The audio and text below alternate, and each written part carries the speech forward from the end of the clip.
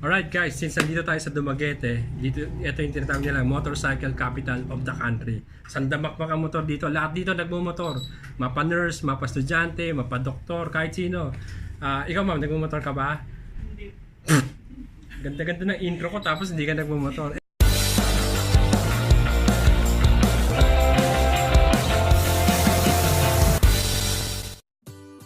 Anyways, halos lahat ng tao dito, kaya nga this is why it's called the motorcycle capital ng Pilipinas.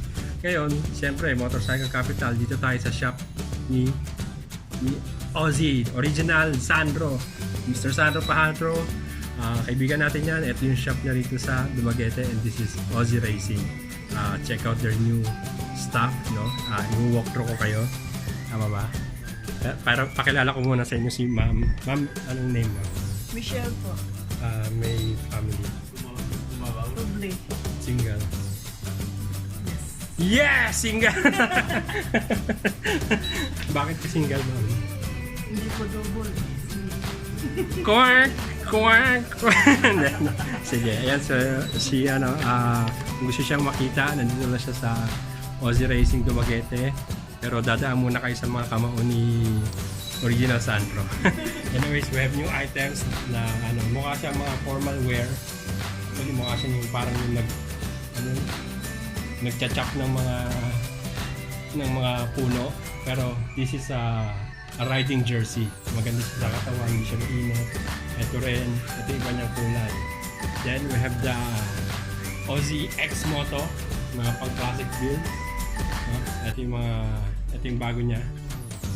Parang kulay ng CR1000, otherwise known as the Honda Africa Twin. And we have helmets. Ito. Kung pili kayo dyan. We have riding pants. Riding jackets.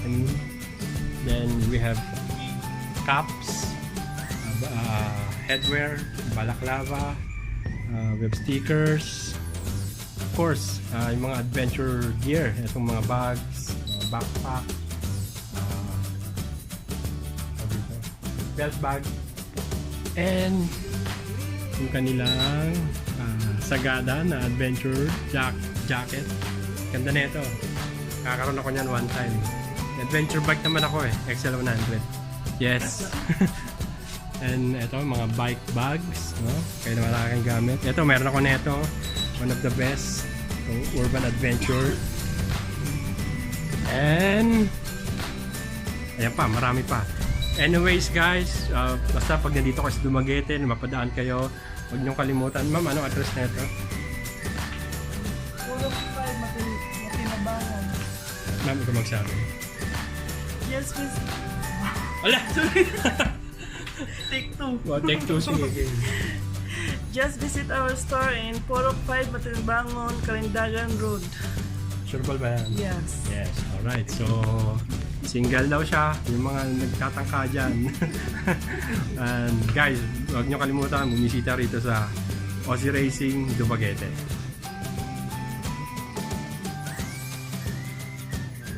Okay, may nakalimutan ako. Unang-una pakilala ko sa iyo si Mr. John. Ay, John. Alam mo, Tess, mali ka na naman. Sinabi magkakakain ka ng lugaw para hindi puro am. So, this is Mr. Jonathan. So, anyway, sir, nice meeting you. Nice meeting you. Bigyan mo naman kami mga magagandang salitang Dumaguete. Sample, yung mga Dumaguete ng salita. Wag yung mga...